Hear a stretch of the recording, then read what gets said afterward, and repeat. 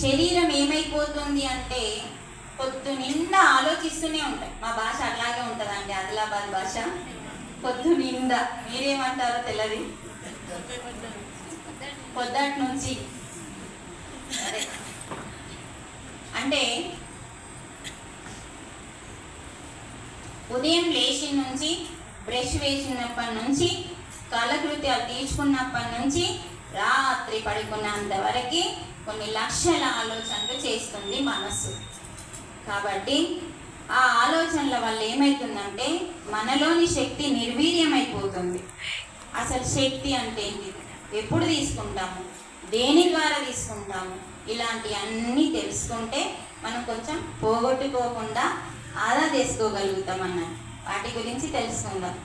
అలా చక్కగా మనం లేచిన నుంచి నైట్ వరకు ఎన్నో ఆలోచనలు, అవసరం లేని కొన్ని చాలా తక్కువ, అవసరం లేని చాలా ఎక్కువ, అవసరం ఉన్నాయి చాలా తక్కువ ఆలోచిస్తూ ఉంటాం.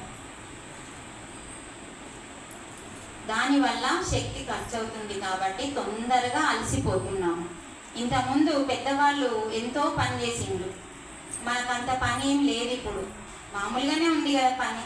ఏమైనా నీళ్ళు ఏరుకొస్తున్నామా, ఎక్కడి నుంచి అన్నా మోసుకొస్తున్నామా, దంచుతున్నామా, ఇసురుతున్నామా, ఏమీ చేయట్లేదు కదా. ప్రతిదానికి ఏమొచ్చినాయి, కట్టుకలు, గ్రైండర్కి ఒక కట్క, ఇంకా వాటర్కి ఒక కట్క. అంటే మనల్ని మనం చెప్పుకోవడం కోసం కాదు, సత్యం తెలుసుకోవడం కోసం. ఇంతకుముందు ఒకసారి పూర్వం వాళ్ళేంటి, ఆలోచించడానికి సమయం లేనంత పని ఉండేది, అవునా కాదా? అంటే ఆలోచించడానికి సమయం లేనంత పని, బిజీగా ఉండేవారు. ఆ పని ఈ పని, ఈ పని ఆ పని, ఏది చేయాలన్నా దంచుడు, ఏది చేయాలన్నా ఇసురుడు, రుబ్బుడు, తర్వాత ప్రతిదీ నడిచి నీళ్ళు ఎక్కడికెళ్ళో తీసుకురావాలి, నెత్తి మీద చంకల. ఇలాంటి అన్ని వాళ్ళు చేసినప్పుడు ఏమైందంటే శరీరానికి పని చెప్పిండు, కానీ మనస్సు విశ్రాంతిలో ఉంది. వాళ్ళది మనసు పని చేయలే అక్కడ. ఇక్కడ మన శరీరం కొంచెం విశ్రాంతిలో ఉంటుంది, మనసు చాలా పనిచేస్తుంది, అవునా? కాబట్టి వాళ్ళు ఏ ఆలోచన లేకుండా చక్కగా పని ఎక్కువ చేసిండు. కర్మయోగంలో ఉన్నారు వాళ్ళు. కర్మయోగంలో కర్మతో మమేకమై చేశారు కాబట్టి కర్మయోగంలో ఉన్నారు. కాబట్టి ఆలోచనలు తక్కువ, ఎనర్జీ ఖర్చు కాకుండా ఆలోచనల వల్ల, మానసిక రోగాల వల్ల శరీరానికి ఆరోగ్యం, మనసుకి ప్రశాంతత లేకుండా అనారోగ్యాలు రావడం ఆలోచనల వల్ల ఎక్కువ. ప్రాణశక్తి తగ్గిపోతుంది ఆలోచన వస్తే, అనవసరమైంది వస్తే. ఇందాక మీరు అందరు ఇక్కడికి వచ్చింది కదా, ఆలోచన చేయకుండా వచ్చిండ్రు. ఏమన్నా ఒక ఆలోచన, ఇది మంచి, మనకు అవసరమైన ఒక మంచి ఆలోచన. ఇలాంటివి చాలా తక్కువ వస్తాయి డేలో, కానీ అవసరం లేని ఎక్కువ వస్తాయి కదా. అప్పుడు ఏమవుతుంది, మనలోని ప్రాణశక్తి వెళ్ళిపోతుంది. ఎప్పుడైతే మనలో ప్రాణశక్తి లేదో అప్పుడు జబ్బులు ఏర్పడతాయి. అందుకని నిద్ర, ఆ నిద్రలో ఏమవుతుంది, ఎనర్జీని తీసుకుంటాం. ఎందుకు, మనసు పని చెయ్యదు కాబట్టి. మనసు పని ఎప్పుడైతే చెయ్యదో, ఆలోచనలు చెయ్యదో, అప్పుడు శక్తిని తీసుకుంటాం. అందుకని శరీరము మనసు రెండు కలిపి రాత్రి విశ్రాంతిలోకి వెళ్ళిపోతాయి. ఎగ్జాంపుల్ తెలుసుకుందాం. నేను షాపింగ్ చేసిన, కారు లేదు, ఆటో లేదు, ఎవరు లేరు నా తోడు, నేనే మోసుకొని పోవాలి. 2 బ్యాగులు అయినాయి, ఇలా మోసుకొని వెళ్తున్నా 2 చేతులలో. ఇప్పుడు నాకు 2 ఉన్నాయి, ఇటు పట్టాలి. ఈ 2 చేతులలో బ్యాగులు, లగేజ్ ఫుల్ వజన్ ఉంది, మోసుకొని నడుస్తూ వెళ్తున్నా. వజన్ అయింది, ఏం చేస్తాం, కాసేపు ఆగి అక్కడ కింద పెడతాం. కింద పెట్టినప్పుడు నా చేతులకు ఏమొస్తుంది, విశ్రాంతి కదా. ఇందాక నుంచి పని చెప్పిన చేతికి దించగానే నా చేతి ఏం చేసింది, విశ్రాంతిలోకి వెళ్ళగానే ఈ చేతి ఏం తీసుకుంటుంది, శక్తిని తీసుకుంటుంది. ఇందాక కింద పెట్టినాక కాసేపు ఆగిన తర్వాత శక్తి వస్తుంది కాబట్టి మళ్ళీ తీసుకొని ఇలా చేసామా లేదా ఎప్పుడన్నా చిన్నప్పుడు స్కూల్కి వెళ్ళేటప్పుడు? అంటే ప్రతిసారి మనం కాస్త విశ్రాంతినిస్తే మనసుకి శక్తిని తీసుకుంటాం. అది ఇవ్వట్లేదు కాబట్టి మనకి శక్తి ఖర్చు అవుతుంది. మరి మనం నిద్రలో తీసుకుంటున్నాం శక్తి. ఈ రెండు పని చేయనప్పుడు చక్కగా మన యొక్క బాడీ పైన వెంట్రుకలు ఉంటాయి, పై నుంచి కింది వరకు బాడీ మొత్తంలో సూక్ష్మమైన రంధ్రాలు ఉంటాయి, జల్లెడలాగా రంధ్రాలు అంటాం. అవి రాత్రి మనం గాఢ నిద్రలో ఉన్నప్పుడు ఓపెన్ అయ్యి ఆ రంధ్రాల ద్వారా పరమాత్మని యొక్క అసలు పరమాత్మకి ఇక్కడ లేడు అన్నది ఉందా? అన్ని చోట్ల ఉన్నాడు. ఉన్నాడా? అన్ని చోట్ల ఉన్నాడు. మరి అన్ని చోట్ల ఉన్నాడు కానీ చూడలేకపోతున్నాం.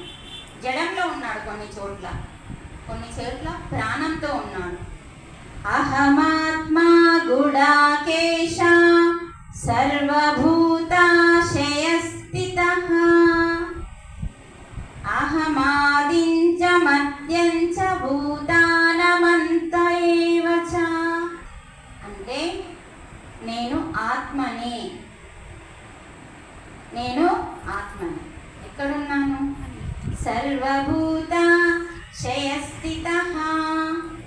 సర్వం ఈ భూమి మీద ఉన్న అన్ని భూతాలు అంటే ప్రాణులు, సర్వ ప్రాణులలో స్థితమై ఉన్నాను అంటున్నాడు 10వ అధ్యాయం 20వ శ్లోకంలో.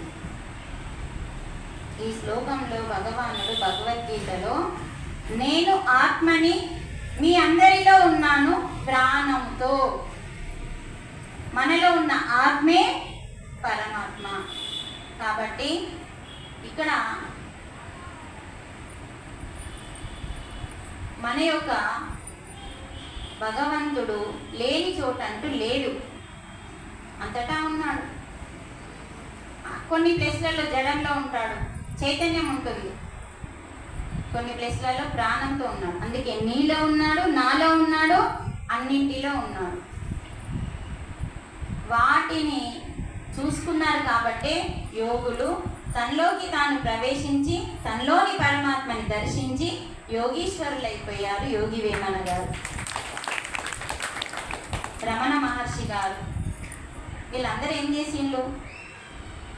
బాహ్యలింగం దగ్గర కూర్చొని ఆత్మలింగాన్ని దర్శిండు రమణ మహర్షి గారు. అవునా కదా?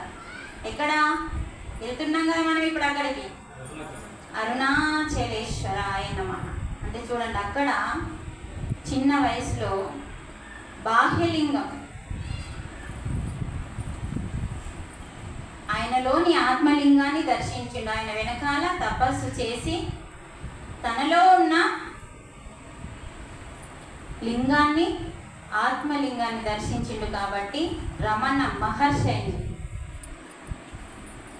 మనం దేన్ని దర్శించలేం కాబట్టి ఇంకా యోగి కాలే, మహర్షి కాలే. అందుకే మనలో ఉన్న పరమాత్మని తెలుసుకోవడం కోసం మన లోపలికి మనం వెళ్ళాలి. అందుకే మనకు ఛార్జింగ్ చాలా ఎక్కువ ఇంపార్టెంట్. ఫోన్కి ఛార్జింగ్ లేకపోతే అల్లాడిపోతాం. ఫోన్లో ఛార్జింగ్ లేదని అల్లాడిపోతాం. ముందు లేచా అంటే దీనికే ఛార్జింగ్ పెడతాం, మనకు పెట్టుకోము. అవునా? దీనికి ఛార్జింగ్ పెట్టి తర్వాత పనులు చేసుకుంటాం. కాబట్టి చక్కగా మనం మనకి ఛార్జింగ్ చేయడమే ఒకటి నిద్ర. రెండవది, నిద్రలో ఛార్జింగ్ అవుతుంది మన బాడీ, మన హోల్స్ అన్నీ ఓపెన్ అయ్యి. రెండవది, ప్రజెంట్లో ఉన్నప్పుడు. అర్థమవుతుందమ్మా? అంటే ఈ క్షణంలో మీరు ఏ పని మీద ఉంటారో ఆ పనిలో లీనమైపోయినప్పుడు మీకు ఏ ఆలోచన రాదు, దాని మీదే ధ్యాస ఉంటుంది. ఈ క్షణం మీరందరూ ఇక్కడ ఉన్నారో లేదో నాకు తెలియదు, మీరందరూ ఇక్కడ ఉంటే ఈ క్షణంలో ఉన్నట్టే. శరీరాలు అందరి ఉన్నాయి, వింటున్నట్టే కనబడతారు, కానీ కొందరు వినరండి. నేనేంటి 15 సంవత్సరాల నుంచి ఈ ప్రచారం చేస్తున్నాను, తెలుసు కదా. 2011 నుంచి ఈ ప్రచారం నడుస్తున్నారు. గీత, వేమన, బ్రహ్మంగారు, రామాయణం అంటే చూడండి, మంచిగా నా ముఖమే చూస్తారు, విన్నట్టుగా కనబడతారు, అసలే వినరు. కాకపోతే ఏం చెప్తాం, అందరికీ చెప్తాం, అందులో ఎవరో పట్టుకుంటారు అని మా ఆశ. అందుకే చెప్పాడు గీతలో, ఆత్మజ్ఞానము ఎవరికి అబ్బుతుందో వాళ్ళు 1000 మంది ఉంటే అందులో ఒక్కోడికే అర్థమవుతుంది గీత అన్నాడు. గీత అర్థం కావాలంటే మన స్థితి పెరగాలి అన్నాడు. ఆత్మస్థితి, మనసు స్థితిలో గీత అర్థం కాదండి. ఎందుకంటే ఆయన రాసింది మామూలు మనిషి కాదు, సాక్షాత్తు భగవానుడు కాబట్టి. మరి మనం మన ధ్యానంతో మనం ఉంటే అప్పుడు గీత అర్థమవుతుంది. మన పొద్దు నిండా పరధ్యానంలో ఉన్నాం, పట్టుకొని గీతను పట్టుకొని కూర్చుంటే ఎలా అర్థమవుతుంది? కాదు. కాబట్టి మనకి ధ్యానం అవసరం. ధ్యానము మన వయసు ఎంత ఉంది అమ్మ, మన వయసు ఎంత ఉంది? 40, 30, 50 ఇలా ఉంది కదా, అంతసేపు ధ్యానం చేయాలి. వయసుని బట్టి ఖచ్చితంగా 5 నిమిషాలు చేస్తా, 10 నిమిషాలు చేస్తా అంటే 5 నిమిషాలు 10 నిమిషాలు ఏమొస్తాయి మీకు? వెరీ గుడ్, మంచిగా ఆన్సర్ తీసుకున్నారు, సంతోషం. ఆలోచనలే వస్తాయి. మరి ధ్యానమైందా? పరధ్యానమైందా కదా? మరి ధ్యానంలోకి వెళ్ళాలి కదా. అంటే వెళ్ళగా వెళ్ళగా మా దగ్గర వీడియో ఉంటుందండి. ఈ 4 రోజులు ఆ వీడియోని చూపించుకుంటూ, అంటే మనకి చెబితే ఏమైతే అంటే గుర్తుండదు. మనకి స్కూల్లో చెప్పిన పాఠాలు గుర్తుండవు, కానీ సినిమా మాత్రం ఎందుకు అంటే అది పిక్చర్. ఇది పిక్చర్ కాదు, ఇది ఎక్స్ప్లెయిన్ చేసిండు, అవునా కదా? గుర్తుండదు. సినిమాకి వెళ్ళి ఆ సినిమాని మనం పిక్చర్ రూపంలో చూసినట్టు ఏమైతే అంటే గుర్తుంటాం. అందుకే మేమేం చేస్తాం, ఆ వీడియో పిక్చర్ ఉంటుంది దాంట్లో. మీరు కళ్ళు మూసుకొని కూర్చున్నప్పుడు మీ లోపల ఏదేది జరుగుతుందో ఆ వీడియోలో ఉంటుంది. మేడంకి నేను పంపిస్తాను. మీకు గ్రూప్ ఉందా అండి? చక్కగా, అంటే కొంచెం ఏదైనా తేడా ఉంటుంది. మనం లైవ్గా విన్నదానికి యూట్యూబ్లో వినడానికి తేడా ఉంటుందా? ఉంటుందా? ఉంటుంది. లైవ్లో విన్నప్పుడు ఎలా ఉంటుందంటే చక్కగా అక్కడే కూర్చుంటాం, పూర్తిగా లీనమై కూర్చుంటాం, అంత శ్రద్ధగా వింటాం కాబట్టి ఎక్కుతుంది. మళ్ళీ అదే క్లాస్ యూట్యూబ్లో విన్నప్పుడు కొంచెం పోతుంది, కొంచెం వింటాం. అందుకని తప్పకుండా చూపిస్తాం మేము ఆ వీడియో.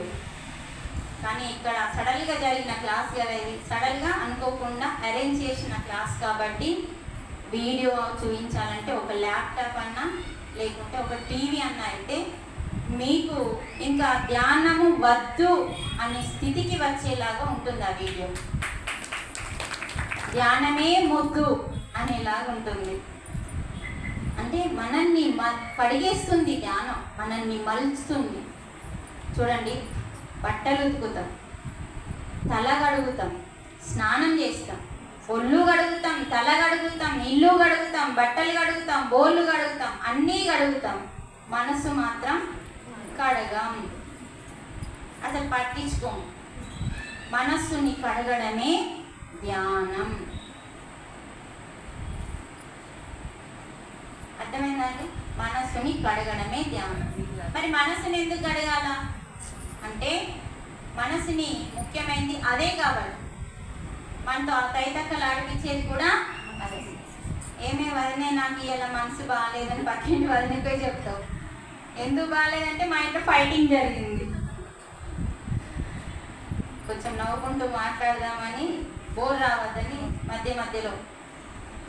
అలా చక్కగా నిద్ర అనేది చాలా ఇంపార్టెంట్. ఫస్ట్ మనం నిద్రకి ప్రయారిటీ ఇవ్వాలా వద్దా?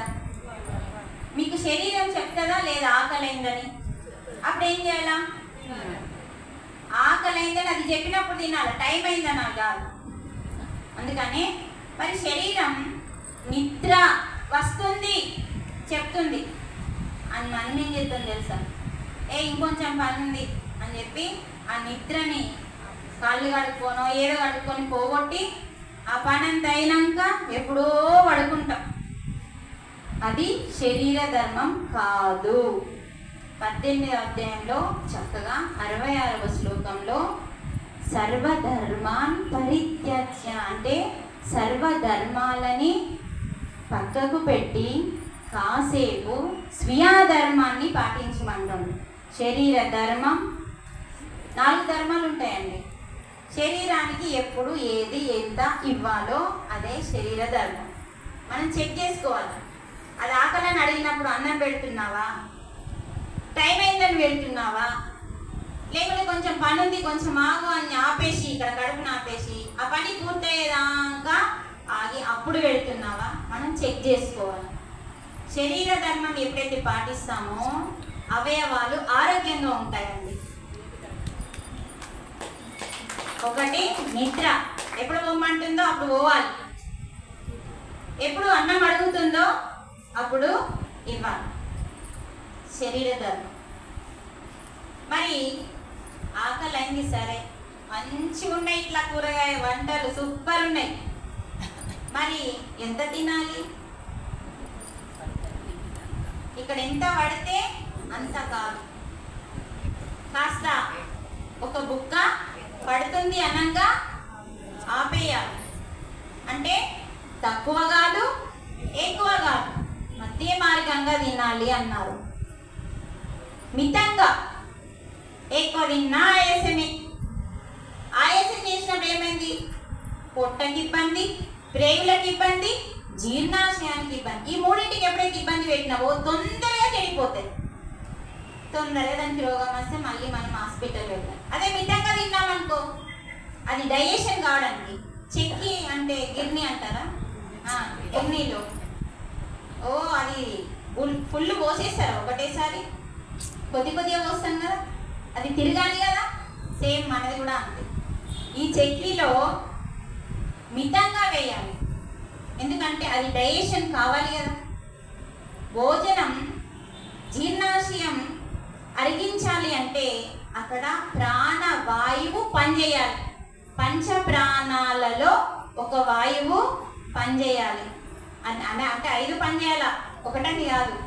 ఆహారం కోసం అక్కడ మనకి పొట్టలు ఎప్పుడైతే మనం వాటిని కేర్లెస్తోని ఎక్కువ ఆహారం తీసుకున్నాం అనుకో అవి తొందరగా పడవు.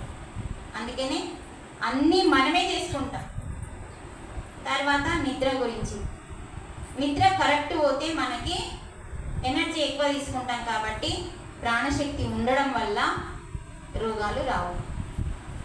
అందుకని మనము ఇది కూడా దీని గురించి కూడా యుక్తాహార విహారస్య యుక్త చేష్టస్య కర్మసు యుక్త స్వప్నావబోధస్య యోగో భవతి దుఃఖః.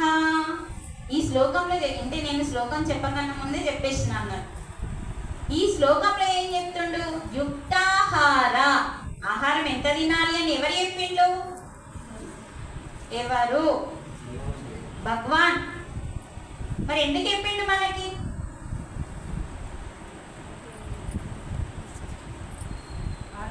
దేనికోసం అంటే ఆయన నుంచి వచ్చిన మనం ఆయన బిడ్డలం కాబట్టి. నీ బిడ్డకు నువ్వు చెప్పవా? అక్కడ ఎక్కువ తిన్నాడు అనుకో, అరే ఏంట్రా తిండి తినడం అని చెప్తామా లేదు? నీ బిడ్డకి నువ్వెలా చెప్తావో భగవంతుడు తన బిడ్డలకి ఇలా ఉండాలి, ఇలా తినాలి, ఇలా విహారం చేయాలి, ఇలా కర్మలు చేయాలి, ఇంత నిద్ర పోవాలి, యోగం చేయాలి, దుఃఖం పోతుంది అని గీతలో మన కోసం మన బిడ్డలకి నిత్యం ఏమేం చెప్తున్నామో భగవంతుడు మనకన్నీ చెప్పి ఒక గ్రంథంలో పెట్టిండు. మతము లేని గ్రంథం, మతము పుట్టకన్నా ముందు పుట్టిన గ్రంథం, మానవ గ్రంథం, ఏకైక గ్రంథం భగవద్గీత. అలాంటి భగవద్గీత మన ఇంట్లో ఉండదు. పొరపాటున ఉందే అనుకో, దాని మీద మొత్తం పసుపు కుంకుమ అక్షింతలు పువ్వులు ఏమన్నా నైవేద్యం అంటే పూజించాలండి. కానీ పుస్తకం ఖరాబ్ అయ్యేలాగా కాదు, గ్రంథం ఖరాబ్ అయ్యేలాగా కాదు. దానికి ఒక నమస్కారం చేసి దానిలో ఏముందో ఆచరిస్తే పూజించినట్టు కాదా? మాట్లాడండి. పూజించినట్టు కాదా? మొక్కడమే పెద్ద పూజ. దాన్ని గౌరవించి మనం దాంట్లో ఏముందో నేర్చుకోమని కదా మన కోసం పంపించింది. ఇందాక ఏమన్నాడు? యోగో భవతి దుఃఖః. నీ దుఃఖం ఉంది. ఏమంటుండు భగవానుడు? బిడ్డ నీకు దుఃఖం ఉంది, ఆ దుఃఖము పోగొట్టుకో. ఆ దుఃఖం పోవాలంటే లోకం అంటే కలయిక. ఎవరితో కలయిక? ఈ జీవుడు ఈ దేవుడితో. దేవుడు ఏడున్నాడు? నీలోనే. చెప్పాడు కదా, సర్వభూత చేస్థిత, అన్ని భూతాలలో అన్ని ప్రాణులలో నీలోనే ఉన్నాను. ఈ దేహం అనే దేవాలయాన్ని కట్టుకొని, ఈ ఆలయం మనుషులు కట్టింది కదా, ఈ శరీరం అనే దేహాన్ని దేవుడు నిర్మించిండు. అందుకని ఆదిశంకరాచార్యులు చక్కటి మాట చెప్పిండు. సనాతన ధర్మం ఏంటంటే దేవాలయం అనే దేహాన్ని, ఈ దేహం అనేది దేవాలయము, ఈ దేవాలయాన్ని భగవంతుడే కట్టుకున్నాడు. కట్టుకొని అందులో ఆయననే కూర్చున్నాడు. అదే చెప్తుంటే ఈ శ్లోకంలో, సర్వభూతం చేస్థిత, సృష్టించాను, మిమ్మల్ని నడిపిస్తున్నాను, తర్వాత అంతం చేస్తున్నాను. కాబట్టి మీలోనే ఉన్నాను, మీలో ఉన్న నా దగ్గరికి రా అంటున్నాడు. మనం బయట తిరుగుతున్నాం గిర్రా గిర్రా, ఆయననేమో లోపలికి రమ్మంటున్నాడు గీతలో. అందుకని గీత దేనికి? ఏదో శ్లోకాలు వల్లించడానికి కాదు. గీత దేనికి అంటే ఆ శ్లోకంలో మనకి మన తండ్రి మనకి కొన్ని ఏమంటాం, అప్పగింతలు చేసేటప్పుడు మన పిల్లలకి చెప్తాం కదా, ఏమంటాం వాటిని? శుభ సమాచారాలు, మంచి మాటలు చెప్తాం కదా. మన పిల్లలు ఏటన్నా హైదరాబాద్ వెళ్ళాలనుకో లగేజ్ పట్టుకొని అన్నీ చెప్తామా లేదా? మంచిగుండు, అట్లుండు, ఇట్లుండు, ఇది నాకు అది నాకు చెప్తామా? అదే గీతలో కూడా అదే చెప్పిండు. ఇలా ఉండు, ఏడికి పోతున్నావు? భూలోకానికి పోతున్నావు. పోయినామా లేదా? భూలోకానికి వచ్చామా లేదా? మాయాలోకంలోకి వచ్చినాం. మన ఇల్లేడా? పైనుంది. బ్రహ్మాండమైన ఆ భగవంతుడు ఏడున్నాడో అదే మన లోకం. అక్కడి నుంచి ఇక్కడికి పంపించిండు బడికి. మన పిల్లల్ని హైదరాబాద్కి బడికి పంపిస్తున్నామా లేదా? లగేజ్ చదివి, కారాలు పెట్టి, ఇంకా టిఫిన్లు వేసి, అక్కడ తినకు, ఇక్కడ తినకు, ఇది తినకు, అది తినకు అని ఎలా మనం సేమ్ అండి, మీరు అర్థం చేసుకోవాలి. సేమ్ మన పిల్లల్ని చదువు కోసం ఎలా బయటకి అన్నీ సమకూర్చి పంపిస్తున్నామో, అలాగే పరమాత్మ ఆయన బిడ్డలమైన మనము మనల్ని ఆ లోకం నుంచి ఈ మాయాలోకం అనే పాఠశాలలోకి, భూలోకం అనేది పాఠశాల, జీవుడు నేర్చుకునే పాఠశాల. జీవుడు ఇక్కడికి నేర్చుకోవడానికి వచ్చిండు, ఆస్తులు సంపాదించుకోవడానికి కాదు. నేర్చుకోవడానికి వచ్చి ఇక్కడికి వెళ్తున్నావు కదా, జాగ్రత్త అని గీతలో మన కోసం మంచి చెడు, ఇలా ఉండు, ఇలా తిను, ఇలా వెళ్ళు, ఇలా చేయు, ఇంత నిద్రవో అని చక్కగా అన్ని విషయాలు దాంట్లో సమకూర్చాడు పరమాత్మ. మరి ఇప్పుడు అది చదవాలా వద్దా? దాన్ని చదువుతున్నాము, శ్లోకాలు కంఠస్థం చేస్తున్నాము. అది ఎందుకు కంఠస్తుంది? తర్వాత ఏం కావాలా? శ్లోకం కింద ఏముంది?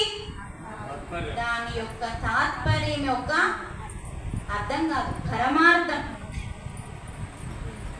అర్థం అంటే మళ్ళీ ఏం చేస్తాం? ఆడ ఏమున్నాయి అక్షరాలు, అవిటిని మాత్రమే పట్టుకుంటాం. ఆ అక్షరం యొక్క పరమార్థం ఏంటి? యుక్తాహార. యుక్త అంటే ఏంది తెలియదు? మితం, ఆహారం, భోజనం తక్కువ తీసుకో అంటే, తక్కువ కాదు, ఎక్కువ కాదు, మితంగా తీసుకో. తర్వాత ఏంటిది? విహారస్య. నాకు టైం ఎంత అవుతుందో చూడండి అమ్మ. 9 వరకు ఓకేనా మీకు? 8:30 వరకు క్లోజ్ చేయనా? లేదు, మీరు టైం మీరు వినే వాళ్ళని బట్టి చెప్పాలండి. 8:30 వరకు ఓకేనా? మీ ఇళ్ళల్లో ఎలా అంటే పరిస్థితులు, వంటలు, పిల్లలు ఉంటారు కదా. 8:30 వరకు ఓకేనా? దాన్ని బట్టి మనం స్లో చేసుకుంటే షార్ట్ కట్లో చెప్పచ్చు. 8:30కి సదన సాంగత్యం క్లోజ్ చేసి 5 మినిట్స్ మెడిటేషన్ చేసి క్లోజ్ చేసుకోండి. నేను ఇప్పుడు ఎక్కడ ఆపేసిందో చెప్పండి.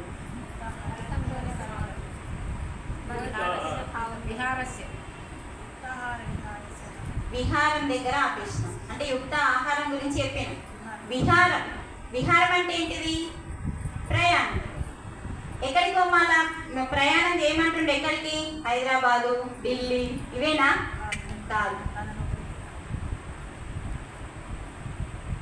మనం ఎక్కడికి వెళ్తున్నాం? ప్రయాణం అంటే బయట తిరుగుతున్నాం.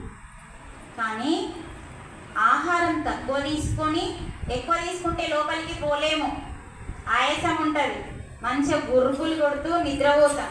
అందుకని మితాహారం తీసుకొని విహారస్య, నీ లోపలికి నువ్వు ప్రయాణం చేయి. ఏముంది నీ లోపల?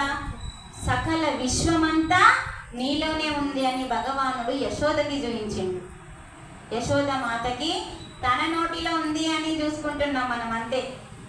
నాలో కాదు, నీలో కూడా ఉంది అని, మనలో ఈ విశ్వమంతా కూడా మనలో దాగి ఉంది అని పరమాత్మ మనకి ఆ రూపంలో చెప్పిండు. అందుకని మనలో ఆ పరమాత్మే ఉన్నప్పుడు ఈ విశ్వం ఉండదా అండి?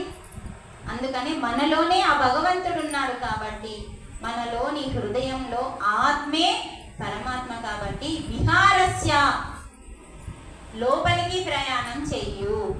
ఎప్పుడు లోపలికి ప్రయాణం చేస్తావో దేవుడి మన తండ్రి ఏం చెప్తుండో అది చేస్తున్నట్టు. మన పిల్లలు మనం ఏం చెప్తే అది చేస్తే వాళ్ళు మంచోళ్ళు అంటాం. మనం చెప్పింది అది చేయలేదనుకో, పిల్లగాళ్ళు ఖరాబ్ అయిపోయింది, ఇంటర్లేదు అని తిడతామండి. ఇప్పుడు అది కూడా ఆయన అదే మొత్తుకుంటున్నాడు. సేమ్ మన సంసారం అనే గోల ఎలా ఉందో ఆయనకి కూడా మన గోల ఉంది. కరెక్టేనా కాదా? అందుకని విహారం చెయ్యండి. నా దగ్గరికి రా అంటే, నా దగ్గరికి వస్తే అన్నీ తెలుస్తాయి నీకు. నా దగ్గరికి వచ్చే మార్గంలో నువ్వు అక్కడున్నావు, నేను ఇక్కడున్నా, అక్కడి నుంచి ఇక్కడికి వచ్చే లోపల అన్నీ తెలుస్తాయి నీకు. దాని పేరే బ్రహ్మజ్ఞానం. అన్నీ అలా తెలుస్తుంటే టైం పడుతుంది, ఇలా చెప్పగానే అలా దొరకదు. అంటే చేయగా చేయగా చేయగా చేయగా సాధన చేయగా వయసును బట్టి 2 సార్లు, ఎన్నిసార్లు అన్నం తింటే అన్నిసార్లు ధ్యానం చేయాలి. శరీరం కోసం అన్నం, ఆత్మ కోసం ధ్యానం. మరి ఆత్మ లేకపోతే శరీరం ఏమిటికన్నా వస్తుందా? తీసుకుపోయి ఊరవతల వాడేస్తాం. శరీరానికి ఈరోజు విలువ ఉందంటే మన లోపల ఆత్మ ఉంది, ప్రాణం ఉంది, శక్తి ఉంది కదా. ప్రాణం అంటేనే శక్తి, శక్తి అంటేనే ఆత్మ. కాబట్టి ఆత్మశక్తి ఉంది. అప్పటి నుంచి నా నోరు మాట్లాడుతుంది, మీ చెవులు వింటున్నాయి. కానీ నాకు ఎలా చెవులు ఉన్నాయో, నాకు ఎలా అన్నీ ఉన్నాయో, నా పక్కకి శవం అనేది నెగిటివ్ కాదండి. శవం అంటే చనిపోవడం అంటే నెగిటివ్ కాదు. దాన్ని మనం భయంగా నెగిటివ్గా భావిస్తాం. పాత చీర తీసేసి కొత్త చీర కొనుక్కున్నట్టు. ఇదే చెప్పాడు గీతలు. భయం మీద 8 శ్లోకాలు ఉన్నాయి, ద్వేషం మీద 8 శ్లోకాలు ఉన్నాయి, కోపం మీద 4 శ్లోకాలు. అసలు మన లోపల ఏవేవైతే గుణాలు ఉన్నాయో వాటన్నిటి మీద 8, 4, 5, 3, 2 శ్లోకాలు ఉన్నాయండి గీతలో. వెతికితే మొత్తం దొరికినాయి. దేని మీద ఎన్ని ఉన్నాయో చక్కగా టైం ఉంటే చెప్పేస్తుంది. మనం తక్కువ టైం తీసుకున్నాం కాబట్టి అందుకే అక్కడ వాళ్ళు 4 రోజులు పెట్టుకున్నారు. ఉదయం 10 గంటల నుంచి సాయంత్రం 5 గంటలు, మధ్యలో tea break, food break, water break ఇలా ఉంటాయి. ఇక్కడ మనకి పక్కకి ఒక శవం ఉందనుకో, నా పక్కకి, దానికి నోరు ఉంది, దానికి చెవులు ఉన్నాయి, అన్నీ ఉన్నాయి. దాని నోరు చెవులు పనిచేయ చేస్తాయా? కళ్ళు పని, దానికి ఉన్న అవయవాలు ఏవి పనిచేయ. నాకున్న అవయవాలన్నీ పనిచేస్తాయి. ఎందుకు అంటే నా లోపల జీవం ఉంది, దాని లోపల లేదు. అంటే జీవం ఉంటేనే నా నోరు మాట్లాడుతుంది. నోరు ఎప్పుడు మాట్లాడది, నోరు వెనకాల ఉన్న శక్తి మాట్లాడిపిస్తుంది. అదే నోరు దానికి కూడా ఉంది, ఎందుకు మాట్లాడట్లేదంటే దాని వెనకాల శక్తి లేదు. అది మనం క్యాచ్ చేయాల్సిన పని. మనలో నోరు మాట్లాడుతుంది, కళ్ళు చూస్తున్నాయి, చెవులు వింటున్నాయి, ఇలా చెప్తాం. చేతులు పనిచేస్తున్నాయి, కాళ్ళు నడుస్తున్నాయి, శరీరం అంతా పనిచేస్తుంది అంట. ఈ శరీరం అంతా పనిచేస్తుంది అంటే దాని వెనకాల శక్తివంతమైన ఆత్మ ఉంది మన లోపల. కాబట్టి ఇవన్నీ పనిచేస్తున్నాయి. అందుకనే యుక్తాహార విహారస్య యుక్త చేష్టస్య కర్మసు అంటే చేష్టలు, మన చేతులతో చేసే చేష్టలు, పనులు ఎలా ఉన్నాయి? సరి అయినయా? సరికాని